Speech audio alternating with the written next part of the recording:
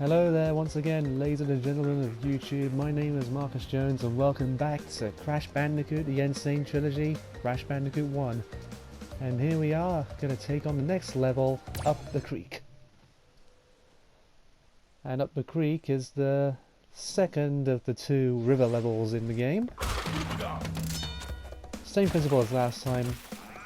Jump on logs, avoid the plants try to eat you, avoid the piranhas that go nom nom nom nom nom nom nom, and everything should be hunky-dory.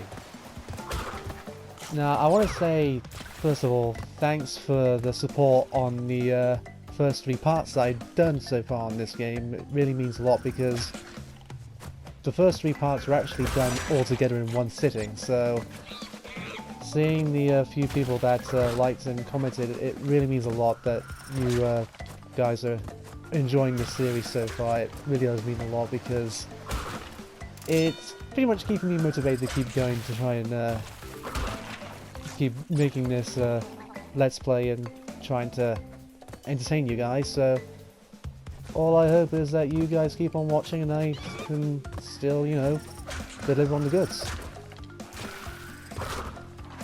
So what does Up the Creek add that Upstream didn't have? Well, if you notice that they actually brought in the monkeys from the two native levels into this level, so you had to encounter a few monkeys here and there. And if you notice, I hit that exclamation mark switch and it actually made a TNT and a bounce crate appear down here. So what you gotta do is activate the TNT, jump on the bounce crate, and that's how you do that easily. I mean, if you do try to spin the bounce box, and then try to bounce on the TNT and get back up, I don't think it's possible to actually make it back up, because if you do try, you might fall in the water and die, and Crash can't really swim, unfortunately, so try and avoid falling into water as much as you can. So, yeah, here's the next Tawna bonus round. This is the bonus round number 4 or 5? I've lost count. I mean, there's jungle rollers, great gates, upstream, and oh, trying to memorize what bonus round this is, and I fall down. Whoops. But luckily that's a bonus round, and I don't lose a life, so it doesn't count. So technically, I have not lost a life in this game yet. And let's see how long I can keep it that way. Although I think I know which level's going to cause me a lot of trouble later on. If you're a Crash Bandicoot fan, you might know what certain levels I'm talking about, but yeah, there are a few levels in this game that I will admit are really notoriously difficult. And there goes Tawna being kidnapped by Cortex again. Seriously, why is she always hanging around the treetops? Does she like escape each time and then Cortex just suddenly swoops in just to be a total idiot? I don't know. It's like he's got really bad security at his castle, or he's letting Tawna get away for like false hope. I don't know. But anyway, there's the gem for this level, and it's gem number 4. 4 out of 26. So we're making good progress.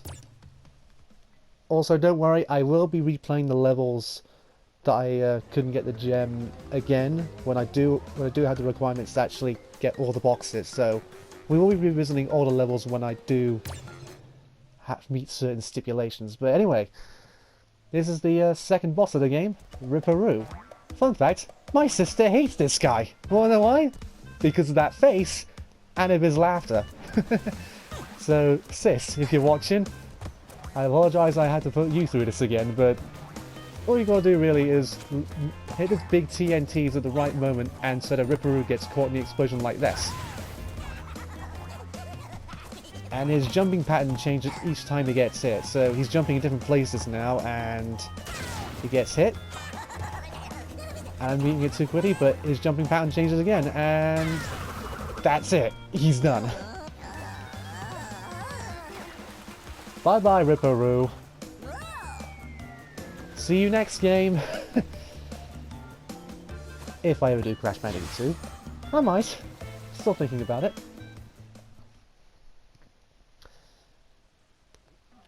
Anyway, folks, we're moving on to Lost City, but for now, until the next boss, Are we actually playing the rest of the levels on this island as Coco? So we already saw a bit of her in Rolling Stones, but we're going to be seeing more of her in this level. That will be the last one for this recording, and for the next levels until we get to the third boss. Well, until the third boss and the second last hog level, because there's one more hog level and it's on this island. But yeah, here we are in the Lost City. Now, I remember in the original you couldn't actually spin these lizards, you can only jump on them. If you tried spinning them, you get knocked back. I might be wrong about that, but I remember you weren't able to spin those lizards in the original, so that's one thing this remake changes. Of course, you got to watch out for the bats. They are a bit of a pain. You may have heard a sound, but I hit an exclamation mark box, which turns this box from an outline box into an actual box, and yep, there's another embryo bonus head, so we'll be going through his bonus stage again. What is it with bats, anyway? They always go in like a big circular motion. They never seem to think to just make a beeline towards you. Yeah, I know that's how it was in the original, but what I would have liked in this remake if they actually sort of like changed like the enemy AI behavior just to make it more interesting. There's the second Rio icon, and oh, I might bring attention to this now, but there is actually another level that's like this. It is called Sunset Vista, the last proper level of this island.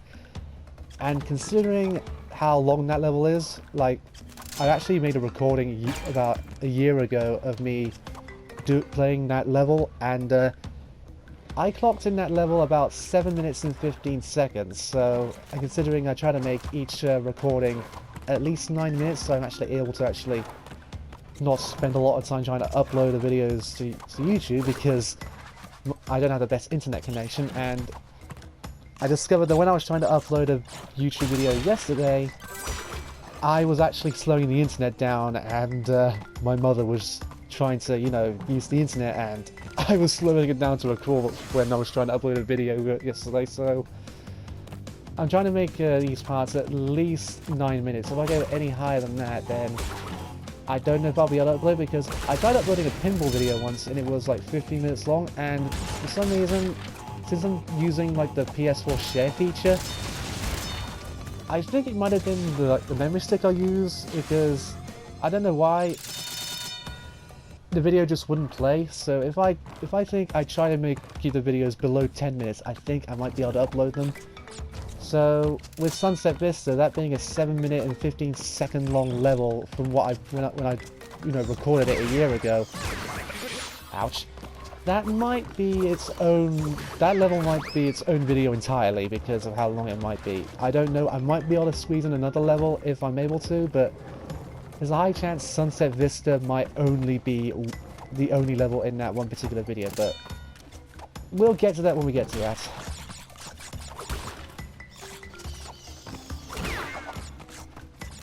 And as you can see in the background, that is actually Cortex's castle.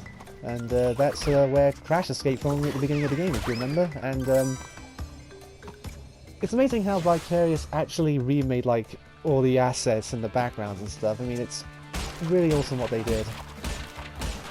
Because before the N-Sane Trilogy came out, people were constantly begging for like a Crash Bandicoot remake, because Jack and Daxter got one, Ratchet and Clank sort of got one. It was like a tie-in with the movie that came out. I never saw the movie, but I know a couple of friends that like it. A lot of I've seen a lot of people on the internet that don't like it. I don't know. I've not seen Ratchet and Clank. I've never really been a big fan of Ratchet and Clank either. I'm not saying it's a bad series. It's just I never really got into it, unfortunately, and yeah. So don't expect a Ratchet and Clank playthrough anytime soon. I do own Ratchet and Clank on PS4, but I've only beaten that game only once, and that was years ago, and I don't really remember anything of it, so yeah. Anyway, with all that talk, that's the end of the level, and here's our first coloured gem. Yep, that's the coloured gem if you're lucky enough without dying in this level, because if you do die in this level, you won't be able to get this gem because it's a color gem, and just like in the originals, if you died at all at any stage, you wouldn't be able to get any gems. But with this, they made it more fair that if you die, you can get a gem. But to keep the challenge, you have to make sure you don't die when going for a color gem, because if you get a color gem, you're gonna have to start the entire level all over again. So it's nice to see the difficulty like retained for a couple levels. But anyway, that's this part done. When we come back, we'll be tackling Temple Ruins and 2 more levels.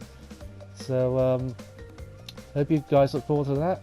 Thank you so much for watching, and I'll see you in the next part. See ya.